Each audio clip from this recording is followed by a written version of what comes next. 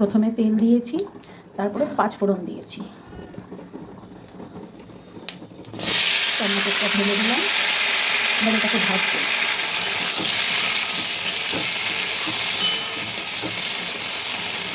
এর মধ্যে একটুখানি দেব নুন আর একটুখানি দেব হলুদ। এটার মধ্যে কোনো জল ফল দেবো না, ভাজতে থাকবো। টমেটোগুলো নরম হয়ে গেলে তারপরে আসছি। দেখো টমেটোগুলো কেমন নরম হয়ে গেছে। জল দেবো না, 1 ফোঁটা এর মধ্যে জল দেবো না। আগের দিনও আমি ভিডিওটা করেছিলাম, কিন্তু মানে চাটনিটা, কিন্তু মানে ভিডিওটা ডিলিট হয়ে গেছিলো, ওই জন্য তোমাদের পুরো রেসিপিটা দিতে পারিনি। দেখো নিজের থেকেই নরম হয়ে যাচ্ছে। আমি কিন্তু এর মধ্যে 1 ফোঁটা জল দিইনি।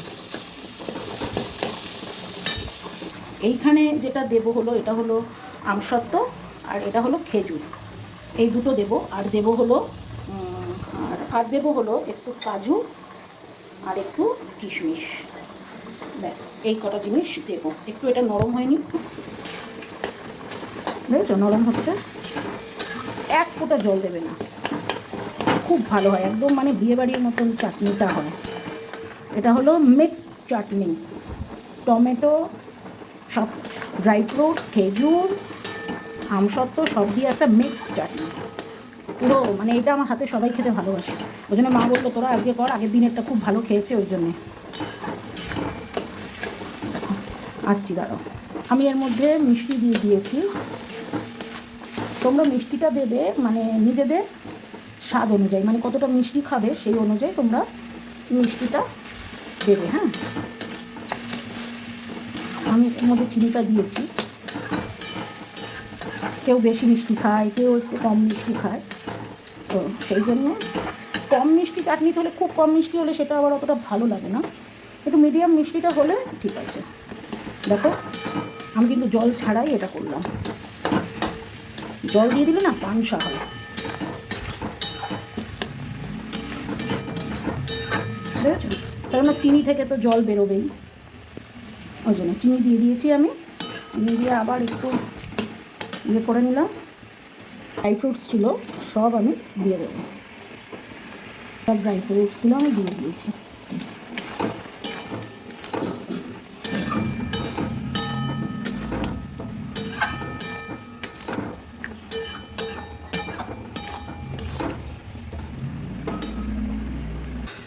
মানে আমি আর একটা যেটা করি, মানে যখন হয়ে এসছে তখন একটু লেবু চিপে দিই।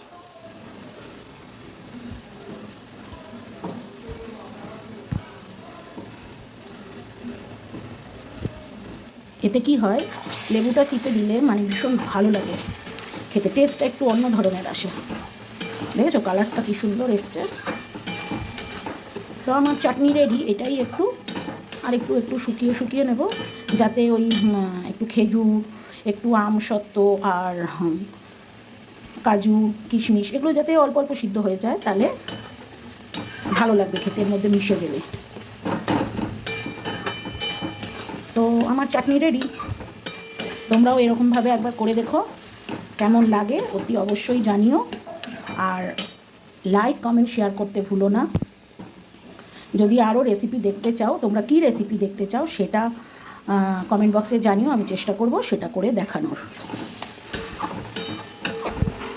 তো আমার চাটনি রেডি, তোমরাও একবার ট্রাই করে দেখো তোমাদের কেমন লাগে, আর রেসিপিটা দেখে কেমন লাগলো সেটাও জানিও।